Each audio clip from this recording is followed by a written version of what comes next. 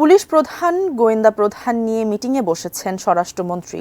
এ বিষয়ে আরও বিস্তারিত জানতে আমাদের সহকর্মী তাওহিদ সৌরভ আছেন রাজধানীর ধানমন্ডিতে স্বরাষ্ট্রমন্ত্রীর বাসায়। আমরা সরাসরি যুক্ত হচ্ছি তার সঙ্গে। তাহিদ সৌরভ, আমাদেরকে একটু জানাবেন যে এই যে বৈঠক চলছে সেখান থেকে আমরা কি আপডেট পেয়েছি বা কি জানানোর আছে? না, আসলে কিছুক্ষণ আগে, এখন থেকে 4-5 মিনিট আগে স্বরাষ্ট্রমন্ত্রী বাংলাদেশের পুলিশের সর্বোচ্চ কর্মকর্তা আইজিপি চৌধুরী আব্দুল আল মামুন এবং গোয়েন্দা প্রধানের সঙ্গে তার বাসভবনের দোতলায় তিনি উঠেছেন। মাত্র বৈঠকটি শুরু হয়েছে, নিশ্চয়ই গণমাধ্যম কর্মীরা অপেক্ষা করছেন।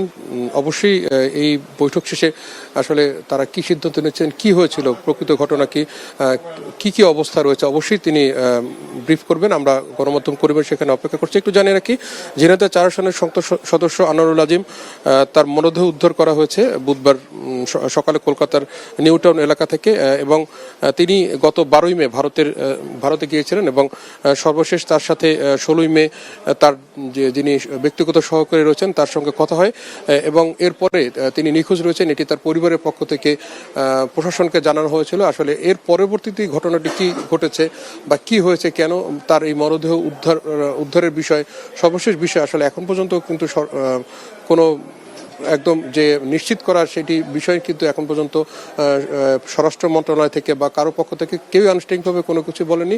তবে এই যে বিষয়টি ঘটেছে এই বিষয়টি নিয়ে তারা আলোচনা করছেন এবং একদম ঊর্ধ্বতন কর্মকর্তা যারা আছেন, পুলিশের প্রধান, গোয়েন্দা প্রধান, স্বরাষ্ট্রমন্ত্রী, তারা আসলে বৈঠকে বসেছেন।